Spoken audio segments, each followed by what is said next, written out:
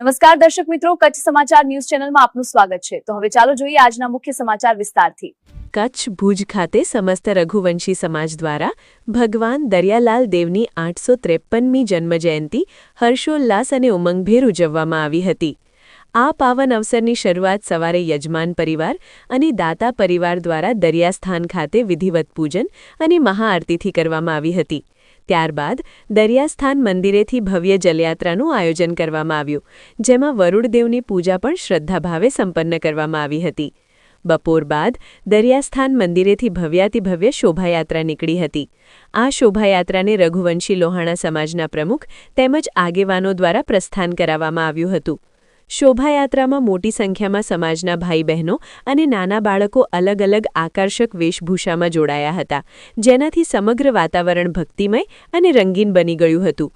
આ પોથીયાત્રા દરિયાસ્થાનથી નીકળી ભુજ શહેરના વિવિધ માર્ગો પર ફરીને અંતે રસિક કતીરા પાર્ટી પ્લોટ ખાતે પહોંચી હતી। દરિયાલાલ જયંતિ નિમિત્તે અહીં વિવિધ સાંસ્કૃતિક અને ધાર્મિક કાર્યક્રમોનું આયોજન પણ કરવામાં આવ્યું હતું। આ પ્રસંગે રઘુવંશી લોહાણા સમાજના પ્રમુખ ડોક્ટર મુકેશભાઈ ચંદેએ મીડિયા સમક્ષ વાત કરતા જણાવ્યું હતું કે સૌને દરિયાલાલ દેવની રઘુવંશી પરિવારોને શુભેચ્છા અને કચ્છની સમગ્ર જનતાને દરિયાલાલ દેવની જન્મજયંતિની શુભેચ્છા। રઘુવંશી સમાજ દરિયાલાલ દેવની 853મી જન્મજયંતિ ખૂબ હર્ષ ઉલ્લાસ અને ઉમંગથી ઉજવી રહ્યું છે। આજે સવારે અહીં દરિયાસ્થાન મધ્યે સવારે પૂજા યજમાન પરિવાર રતનસિંહભાઈ પરિવાર રતનસિંહભાઈ ઠક્કર અને રતનબેન ચંદે પરિવાર યજમાન પરિવાર છે, દાતા પરિવાર છે, એમના તરફથી પૂજન હતું। પછી મહાઆરતીનું કાર્યક્રમ આયોજન અહીં થયેલું હતું। ત્યારથી દરિયાસ્થાન મંદિરેથી જલયાત્રા, જે રઘુરાયજીને મંદિરેથી જલયાત્રા અને ત્યાં વરુણદેવની પૂજા કરી અને પછી બપોરે 4 વાગે અહીંથી શોભાયાત્રા દરિયાસ્થાન મંદિરેથી નીકળી અને રસિક કતીરા પાર્ટી પ્લોટ મધ્યે એ શોભાયાત્રા પહોંચશે।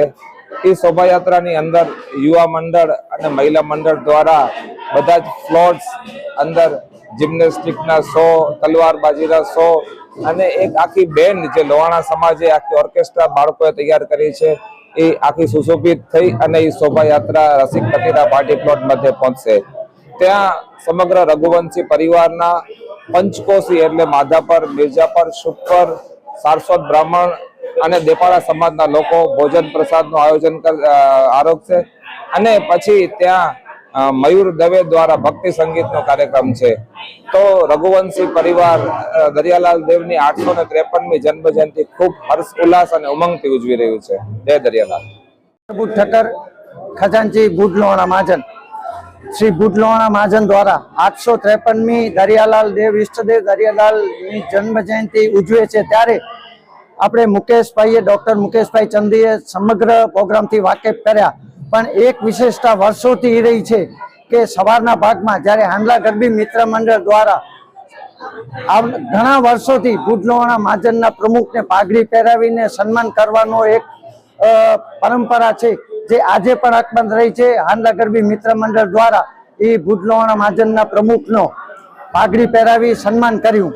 અને બીજી એક વિશેષતા એ છે કે જલયાત્રા દરમિયાન જે એક શીરાની પ્રસાદી કહેવાય, એક જે દરિયાલાલને આપણે દરિયાલાલ ભગવાન ઈષ્ટદેવને ધરાવી સમુદ્ર દેવને ધરાવીને એ આપણે પ્રસાદ સમગ્ર જ્ઞાતિજનોને આપીએ, એ પણ એક આજના કાર્યક્રમમાં એક વિશેષતા હતી। અત્યારે જે રવાડીનો રૂટ છે એ દરિયાસ્થાન મંદિરથી Chhathibari ring road, ST petrol pump, Rajan શોરૂમથી થઈ કતીરા પાર્ટી પ્લોટ મધ્યે પૂર્ણ થશે અને આશરે 6000 થી 7000 જ્ઞાતિજન આ ભવ્ય રૂટમાં જોડાશે। નમસ્કાર દર્શક મિત્રો, આ હતા આજના મુખ્ય સમાચાર। તાજા સમાચાર સાથે ફરી મળશું। જોતા રહો કચ્છ સમાચાર।